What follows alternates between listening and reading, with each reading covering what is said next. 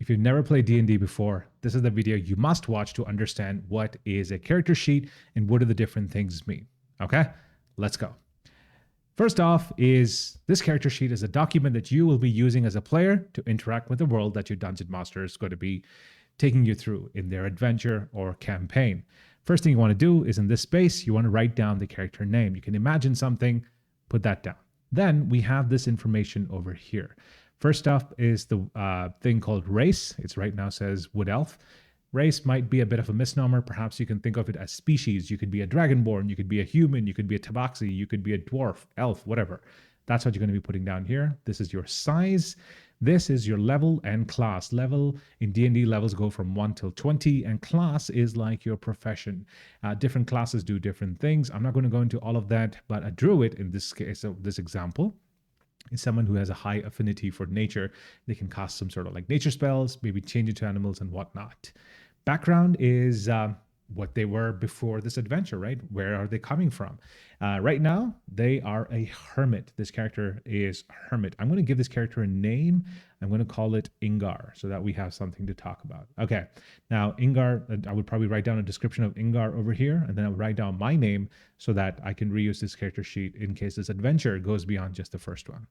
Then in my character sheet, I can see that there's 3 columns and a whole bunch of information is presented over here, okay? First thing that we want to note are these 6 boxes that are over here: strength, dexterity, constitution, intelligence, wisdom, and charisma.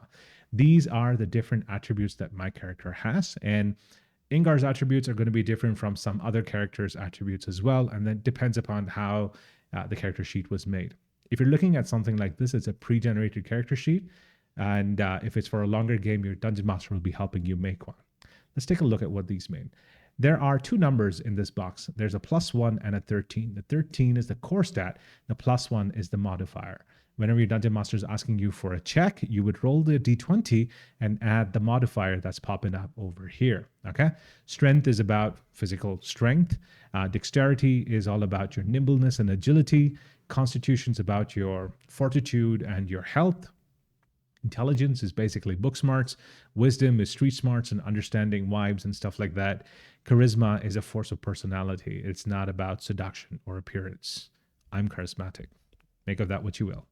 Beyond that, from these 6 core stats, we derive a bunch of these skills, right? And these are alphabetically arranged, and they are all derived from various attributes. For example, you see that acrobatics is a dex-based skill, whereas animal handling is a wisdom-based thing. If there is no number over here, you would just add the modifier that was there from before. So that would be the +2, if I'm not mistaken. I could be wrong. Check with your dungeon master or leave a comment below, okay? Now, I'll walk you through the skills because that's going to be a place where you're going to be spending a lot of your time. Acrobatics is about, you can do like the gymnastic kind of stuff. Animal handling is how well you work with animals. Arcana is about how well you understand magic and the weave. Athletics is about, lifting weights, calisthenics, things like that. Deception is about tricking people. History is about what you remember about the past. Insight's being able to read the room and get the vibes about something. Intimidation is about using your personality to get someone to do something that they don't necessarily want to do. Investigation is about being able to put together various pieces of information or to gather clues and things like that. Medicines to do anything with like health and herbs and potions and unguents and things like that. Nature is about how well you understand nature, basically. Perception is about what you can notice with your senses. Performance is what you can do in front of an audience. Persuasion is about you being able to convince somebody. Religion is anything to do with gods and religions and secret rituals and cults and stuff like that. Sleight of hand is about being able to get things, steal things, maybe pick some locks, things like that. Anything to do with the nimbleness of fingers. Stealth is about being sneaky, and survival is about you being able to, say, track something or forage something or set up a trap for hunting or things like that, okay? These are the core skills that you have, and every time your dungeon master will tell you, hey, give me a history check. Well, you roll a d20, then there's no number next to it. Then you would see, oh, okay, hint, that's a 0. So it's just plain that. But let's say that it is intimidation, all right? And then you roll a 10, let's say, you roll a d20, you get a 10. So for intimidation, you check, oh, it's a -1. So you say that your total is 9. Tied to this perception, right, you also have passive perception. It's like the stuff that, that you're aware of in the background. Right. Then you have proficiency, things that you are good at and things that you can use. Okay. And languages talk about the various languages that you know. Over here in this column, right, we have the various things we have in our equipment. List of different items are there. We have torches that you can take off and rations as well if you're going exploring. But we also have gold pieces, 5. There's no electrum, there's no silver, there's no copper, there's no platinum. Okay. However, you could gain more items as the adventure goes, and you'd like pop that in over here. Then I'll come to this box at the very end. I'll just talk about the rest of the stuff, then I'll come back to it. Then we have the armor class, which is how difficult it is to hit you, right? It could be because you're carrying a shield or you're wearing armor or just like ridiculously fast and nimble. Different reasons for you to have a high armor class. Basically, when someone's attacking you, they'd have to roll higher or equal to this armor class to actually cause you pain or hurt or damage, right? So this is 14 if the druid's actually carrying a shield, right? So that's the thing that they mentioned over here. Again, it'll change from character to character, okay? 12 is without that. Initiative is a number you'll add when your DM asks you to roll for initiative. So you'll roll a d20 and add that initiative. Speed is about how far you can run in about 6 seconds or so. Hit point maximum is how much health you have. If this drops to 0, you fall unconscious and you start rolling these death saves. 3 successes means you come back. 3 failures means that you are dead, right? And I think you have to roll like a 10 or higher to succeed. Anything lower is a failure, all right? Sometimes different items will give you temporary hit points, so plug that in over here. And then your hit dice is about how many dice you can roll to recover health when you're taking a short rest. Okay. Now in this particular character sheet, we have a bunch of other information, right? Which is popping up over here. So this is all stuff that you can use to role play. That is, interact with other characters, other NPCs and whatnot. If you're wondering how to do role playing, check out the other videos I have in the channel. That should help as well. Okay. And this, talks about various personality traits you have, things that you believe are important, and these are your ideals, things that you have bonds to, and flaws that you have, right? You can use them to role play, and it's up to you as to how you want to do it. Below that, you have all of these different features and traits. I'm not going to read through each one of them, but when you get in your character sheet, you should totally read through that, because it's going to help you understand the different abilities that you have for your character. Okay, I'm going to go further and just very quickly show you the next page for the druid in particular. So here we have some spells called cantrips. All right, these are very, very low level spells. And then below that we have prepared spells. And then beyond that, as a druid, you have option to wild shape into various animals like the tiger, brown bear, and the dire wolf. Okay, I'm just going to talk about one spell, and then I'm going to go into that big box that we had over here so that I can explain to you how combat works. Okay, let's take a look at Thunderwave. Okay, first thing is that this is the name of the spell. It's Thunderwave. After that, we know that it's a first level spell, and it comes from the Evocation School of Magic.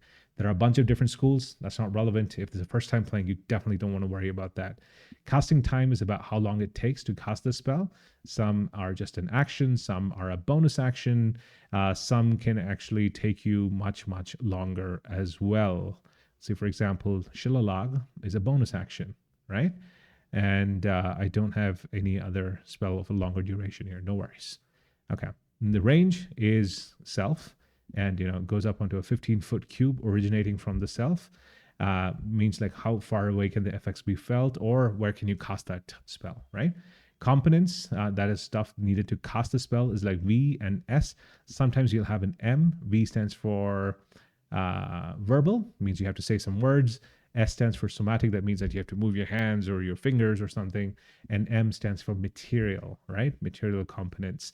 That's usually stuff, for example, as you can see, there's stuff that you need to have. Now, if you have something called an arcane focus, which is highly likely. For example, in this case, as a druid, you would have a druidic focus. You can bypass any material component that does not have a cost. Okay, so that's what it is. So you have that. Duration is how long it lasts. So this is instantaneous. And then there's a description of the spell. Okay. And this is what you can do when you're going to be casting it at a higher thing. Okay. I'm not going into more details here, but you can definitely ask your dungeon master for help during the game. This video is more meant for you to see before you play the game for the first time. Okay. Now, final thing I'm going to be checking in over here is about combat. Now, your dungeon master will probably explain combat a lot better in person, but in this video, I'm going to be talking you through how it works. First off, in this area, we have the different weapons that you have. Right now, you just have a club, but you can also cast spells, okay?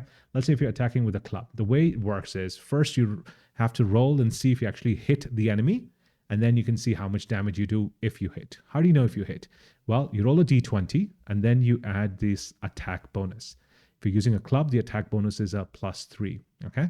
That has to be equal to or higher than the enemy's armor class.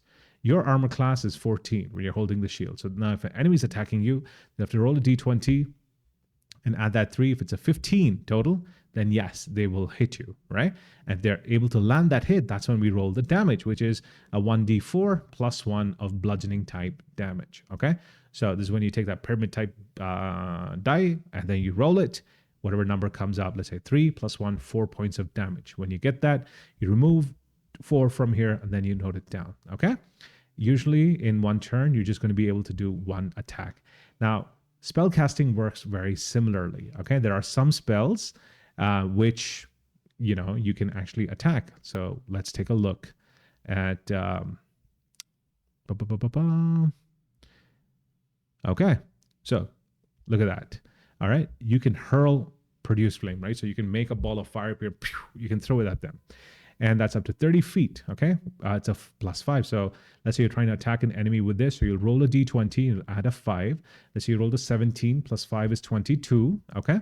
So that's going to be higher than the armor class of the enemy, which I'm going to say is 10. So that lands. So then we would roll the 1d8 to see how much damage you would do. Let's say you do 5. If the enemy's armor class, if the enemy's hit points was lower than 5, boom, they are dead. That's how it works. It's pretty straightforward. Right? Now, there'll be some other spells, for example, Thunderwave, right? Here, you don't have to make an attack roll. Why? Because this is a pretty powerful spell. The enemies need to make Constitution saving throws, which is this stuff over there, and I didn't talk about. So remember how we had 6 attributes over here? So correspondingly, we have saving throws, right? So this is when you're using strength to, you're doing something to reduce the incoming damage, okay? So if someone's doing a Constitution saving throw, so they would roll a d20 and add the number, okay, which is a +2, or it could be mistaken, check with your DM, and that's it, right? So that number should be equal or higher than the spell save DC of this character, which is written over here as 13. That's it, guys, all right? There is, of course, a lot more nuance, a lot more detail, but this is at a very high level, everything that you need to know to play your first game of D&D and to understand how to use the character sheet. Of course, there are going to be some errors here and there. I'm not perfect.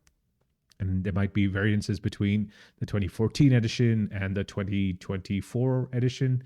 That also is okay. But what you need to understand is that this is the starting point, okay? Go through this video once again. If you have any questions, drop it in the doobly-doo below. And I'll see you on the flip side. Cheers.